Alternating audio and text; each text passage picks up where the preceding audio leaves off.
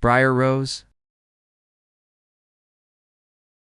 A king and queen, once upon a time, reigned in a country a great way off, where there were in those days fairies. Now this king and queen had plenty of money, and plenty of fine clothes to wear, and plenty of good things to eat and drink, and a coach to ride out in every day. But though they had been married many years, they had no children, and this grieved them very much indeed. But one day, as the queen was walking by the side of the river at the bottom of the garden, she saw a poor little fish that had thrown itself out of the water and lay gasping and nearly dead on the bank. Then the queen took pity on the little fish and threw it back again into the river. And before it swam away, it lifted its head out of the water and said, "I know what your wish is, and it shall be fulfilled.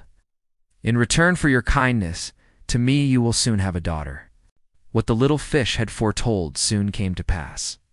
And the queen had a little girl so very beautiful that the king could not cease looking on it for joy, and said he would hold a great feast and make merry and show the child to all the land. So he asked his kinsmen and nobles and friends and neighbors. But the queen said, "I will have the fairies also, that they might be kind and good to our little daughter." Now there were 13 fairies in the kingdom, but as the king and queen had only 12 golden dishes for them to eat out of, they were forced to leave one of the fairies without asking her. So 12 fairies came, each with a high red cap on her head, and red shoes with high heels on her feet, and a long white wand in her hand.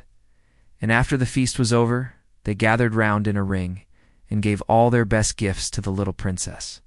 One gave her goodness, another beauty, another riches, and so on, till she had all that was good in the world. Just as 11 of them had done blessing her, a great noise was heard in the courtyard, and word was brought that the 13th fairy was come with a black cap on her head, and black shoes on her feet, and a broomstick in her hand.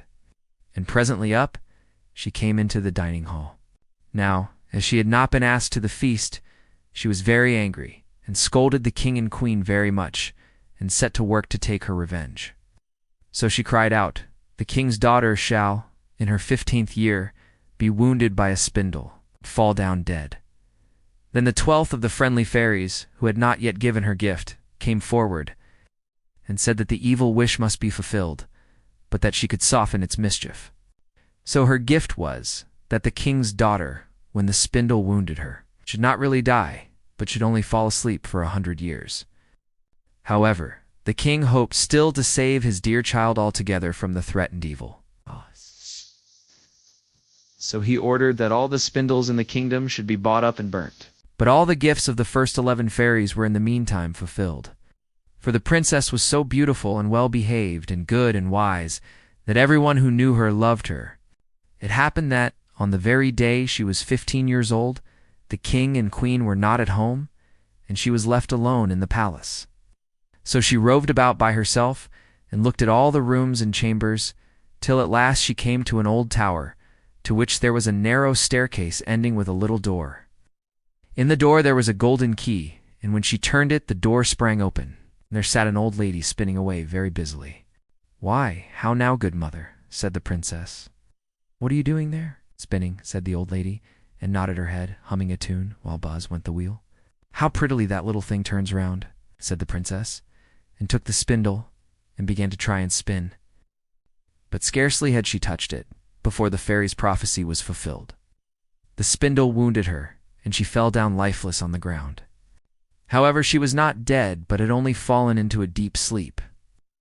And the king and the queen, who had just come home, and all their court fell asleep too, and the horses slept in the stables, and the dogs in the court, the pigeons on the housetop, and the very flies slept upon the walls.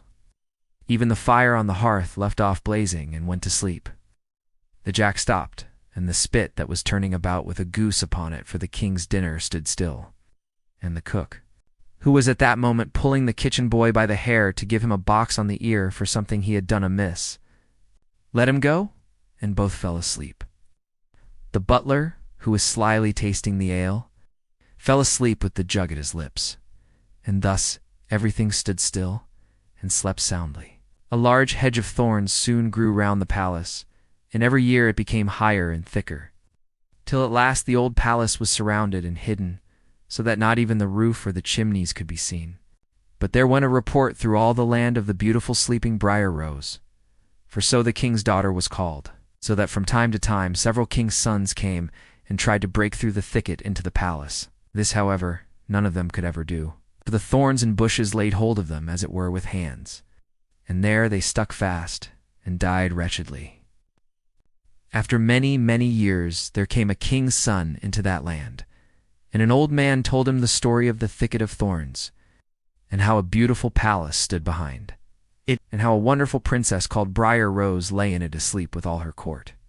He told, too, how he had heard from his grandfather that many princes had come and had tried to break through the thicket, but that they had all stuck fast in it and died. Then the young prince said, "All this shall not frighten me. I will go and see this Briar Rose." The old man tried to hinder him, but he was bent upon going. Now that very day the 100 years were ended, and as the prince came to the thicket, he saw nothing but beautiful flowering shrubs through which he went with ease, and they shut in after him as thick as ever. Then he came at last to the palace, and there in the court lay the dogs asleep, and the horses were standing in the stables, and on the roof sat the pigeons fast asleep with their heads under their wings. And when he came into the palace, the flies were sleeping on the walls. The spit was standing still. The butler had the jug of ale at his lips, going to drink a draught. The maid sat with a fowl in her lap ready to be plucked, and the cook in the kitchen was still holding up her hand, as if she was going to beat the boy.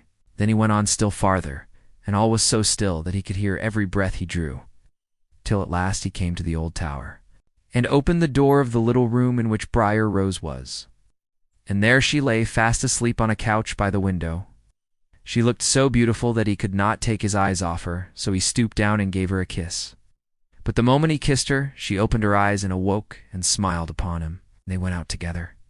And soon the king and queen also awoke, and all the court and gazed on each other with great wonder.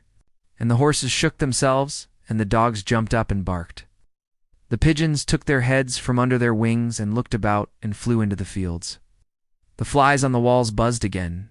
The fire in the kitchen blazed up. Round went the jack, and round went the spit with the goose for the king's dinner upon it. The butler finished his draught of ale. The maid went on plucking the fowl, and the cook gave the boy the box on his ear. And then the prince and Briar Rose were married, and the wedding feast was given. And they lived happily together all their lives long.